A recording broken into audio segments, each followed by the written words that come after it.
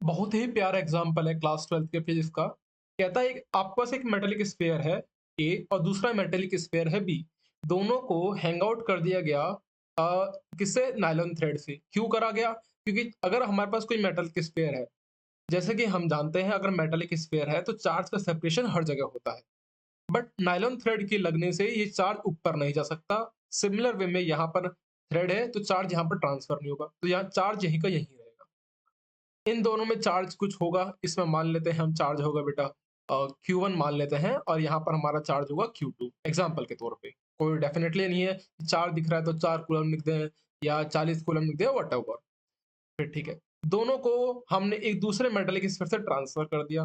और आप इधर देख भी रहे होंगे, पहले अगर 4 थे, अब यहाँ पर 2-2 सेपरेशन हो गया। यानी कि अब जो ए के पास जो बचा वो कितना बचा? Q1/2। कितना बचा बेटा? Q1/2। Got it? और इधर अगर बी की बात करो तो Q2/2 बचेगा बी के पास।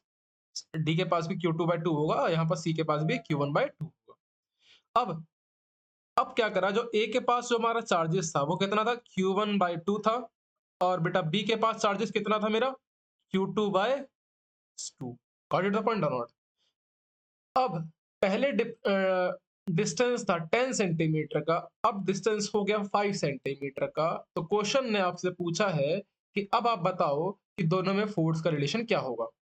मतलब केस अगर ऊपर वाले को आप केस 1 बताते हो और नीचे वाले को केस 3 बोल दो यहाँ पर, क्योंकि ये केस 2 हो गया और ये केस हमारा 3 हो गया। ठीक है, तो केस 1 और केस 3 में फोर्स का रिलेशन क्या होगा? क्या दोनों के दोनों अब भी बराबर फोर्स लगेगा या कुछ कम हो जाएगा? क्वेश्चन समझ में आया कि नहीं आया? तो सबसे पहले अगर मैं इसका फोर्स निकालूं, तो बेटा अगर मैं यहाँ पर देखो फोर्स निकालूं तो क्या होगा? एफ, इसको मैं काम करता हूँ, ब्लू से लिखता हूँ। एफ इज इक्वल टू के Q1 Q2 अपॉन में, इस डिस्टेंस को मैं आर बोल दूं, इस डिस्टेंस को क्या बोल रहा हूं? मैं आर बोल दे रहा हूँ। ठीक है, आर का square. Got it the point और नॉट? तो यहाँ पर देखना, यहाँ पर जो फोर्स निकलेगा वो क्या हो जाएगा? केस 3 में एफ इज इक्वल टू के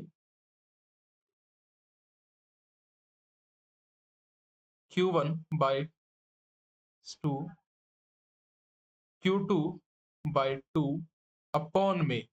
अब अपॉन में देखो, आर का स्क्वायर इधर का हो जाएगा बेटा आर अपॉन में 2 का, क्योंकि यहाँ पर जो पहले 10 था तो अब इधर 5 हो गया। अगर पहले आर होगा तो अब कितना हो जाएगा? R/2। अब डिस्टेंस कितना हो गया? R/2। कूलम्ब से लगा दिया। तो अब यहाँ पर का सॉल्यूशन इसका करते हैं।